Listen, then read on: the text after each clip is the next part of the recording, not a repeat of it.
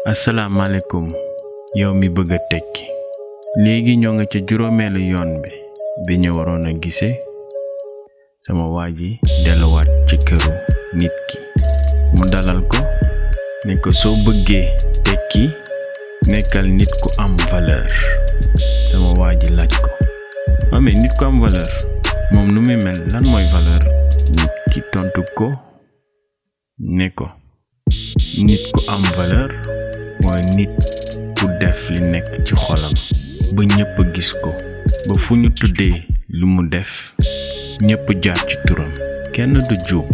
sama waaji laaj ko ni ko mais grand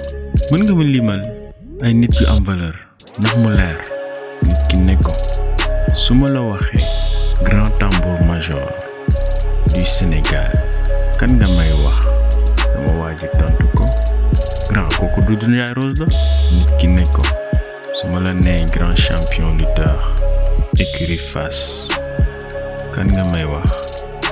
waaye grand kooku grand Moustapha Gueye la le grand lutteur Sénégal bi yëpp xam nañ ko su ma la nee grand basketteur américain kan nga may wax grand defe naa Michael Jordan nga may wax ni waaw nit ki ne ko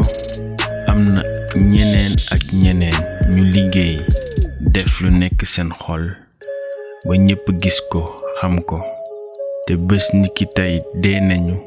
waaye seeni jëf mu ngi des ci àdduna bi ba léegi soo liggéeyee ci sa bopp yaraat sa bopp di ut nooy moytoo yàlla saa su ne di moytu di caaxaan ci lu lay tardel di dox